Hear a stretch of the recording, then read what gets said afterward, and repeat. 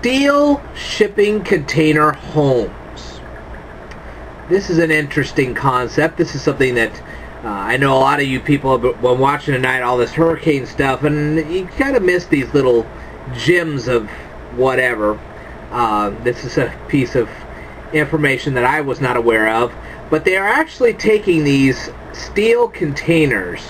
Now, these are the steel containers you would find on ships going overseas. What they would do is they would put durable goods in these steel containers, and then they would put the steel containers on ships, and then they ship those durable goods from the United States overseas as an export. Or, let's go in the reverse. Let's say we buy a bunch of stuff from China, but buy a bunch of durable goods from China. They would put the stuff into steel containers, and the steel containers would be shipped overseas on a ship to us, and then we would take the steel containers, empty them out, and then we distribute it to the local retail outlets, and you get the picture. But they are taking these old steel containers now and actually turning them into houses. Now, I don't know. For people in tundra areas like Alaska or Canada, or say in the northernmost parts of the United States, that'd probably be a good idea. And the reason I say that is because steel containers like that would retain a lot of heat. They're steel, okay? They're not gonna, if you got them sealed right, they're gonna retain a lot of heat. And therefore they would be a very eco-friendly way to reduce people's power bills and keep them nice and warm in the wintertime, that kind of thing. However, they would probably also have to have a good ventilation system, because those steel containers could get red hot in the summertime. Okay, so if you were in the southernmost part of Canada, the northernmost part of the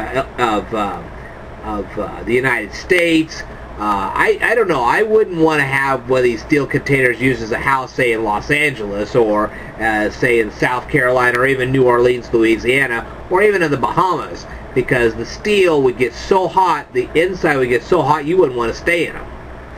So I would try to find something that would be a little more, I don't know, something local. Either they would have to redesign the steel container so that the warmth would get out of the container so that they could use it in southern areas, or they would have to use a different type of material that wouldn't hold in so much heat. But for people in northern areas, you know, especially if they're going to be subjected to snowstorms on a regular basis, this would be an ideal thing.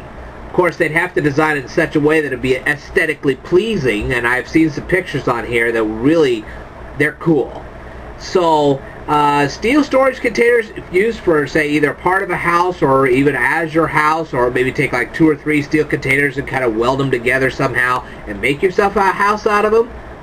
For people in the northern areas, that'd be great. I don't know that I'd want to have something like that in Georgia, but, you know, if I was living up in Montana and I was subjected to snow a lot, might not be a bad idea. So, let me know what you think. Would you live in a steel storage container if it was designed aesthetically pleasing enough and it looked great? Especially if you were living in some northern tundra where you got a lot of snow. Would you live with something like that? Save yourself a bunch of money on your power bill? Let me know what you think. Leave a comment down here below. I'd love to hear from you. I'll tell you more in a future video. Stay tuned.